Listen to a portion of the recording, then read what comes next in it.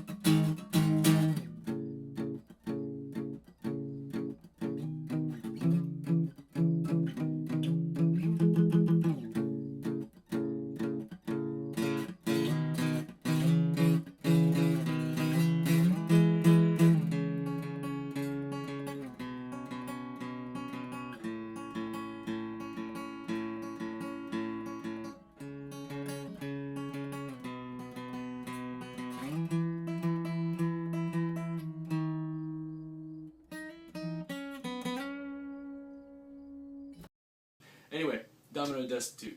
This track was first heard live in Texas. Then, obviously people heard it. I really didn't want to make an opinion of it, then because quality wasn't there, so I kind of backed up away from that. But then luckily they released a radio edit, which was great. 4 minutes though. I was expecting to hear the whole song, but as soon as I heard that, I smiled and I was like, Coheed's back. They stayed away from that Year of the Black Rainbow sound, which is still a great album. I love Year of the Black Rainbow.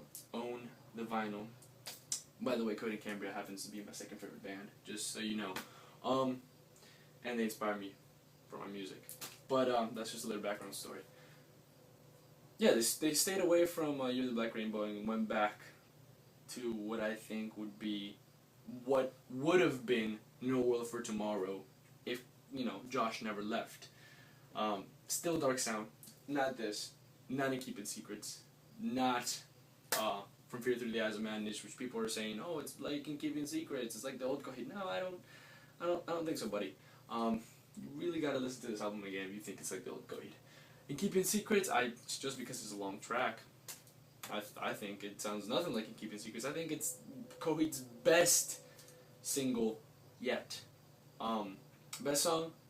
I mean, who knows? I mean, Coheed has so many good songs that and they sound all different that it's hard to build an opinion. Each album progresses. Boom! Domino The Destitute, first single, not really. They obviously had Century the Defined and Iron Fist, which Iron Fist is fucking great. Century the Defined, I did a cover for. You can check that out on your own time. But, not that great.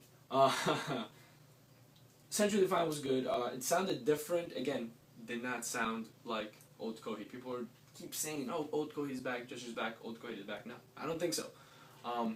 They're a progressive band, man. They're not ever going to go back to that. Shit, fuck no. Especially Claudio's voice has progressed so much that they'll never go back to that. I mean, listen to Shabuti. He edited his voice, then he was like, okay, fine, I'm comfortable with my voice, do this. Then his voice started going from such a high pitch to such, controlled, mastered tone. And he can still hit those notes. I'm just saying, it's not this. So yeah, I don't think they're going back. I just think that this album might be what No World for Tomorrow would have been if Josh never left. The basses, Super Duper Koopa. That man right there, I don't know, I can't really judge just by Domino. People were saying he did a great job. I've yet to hear it like that. I mean, I think he did a great job on Domino, especially for the last part of the single.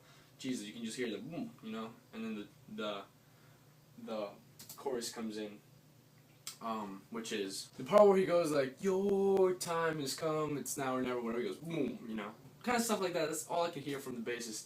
I'm sure if I really listen to it like that, I'll hear the bass a little bit more. But I'm sorry I don't have that ear to listen for bass. I know bassists are like, oh, the bass is obviously there, and obviously yes, the bass is obviously there, but I don't know. I've yet to hear it like that. Guitar work, obviously Claudio Travis, fucking great duo. Little bit less of a pronounced guitar from Travis. I'm hearing that in Century, and I'm hearing it in this one. Solos are not as great as they used to be. Once again, in this album, or in the second album, Keeping Secrets. Century Define really didn't have a solo, and this one kind of has like this little different guitar parts, but nothing as extensive as what they've done before. You know, it's not like they do a lot of solos. When they do, they're great. But I'm just saying, this track didn't really have it that much. But that doesn't mean this track is bad. I think this is probably their best single yet. And people are saying it's better than Welcome Home. People are saying this is the best track they've ever made. I can see that, to be honest with you. This track is fucking great. Maybe it's just because it's new Coheed and, you know, it's like in me right now. But it's long. It paces very well. Like, it's not boring. Yes, they repeat the chorus a lot, which, you know, one of my friends talked about. You know, he gave it a critical view of it without being a huge Coheed fan, which I am, so I'm a little bit biased, not gonna lie. But he did say, yeah, they repeat a little bit too much, and I was just like, they do, but that's fine, because it makes up for the other stuff that they do. They have that part where the announcer talks. They have the ending part where it's just like everything's quiet, and they sing the other choruses or the other catch hooks that they talk about, you know, like one by one, we are together, we fall together, that's fucking great. We lie in this bed, proud of our great mistakes, or whatever exactly, you know, whatever he's saying. Stuff like that he repeats over and over again, fucking great, and they're catchy as hell.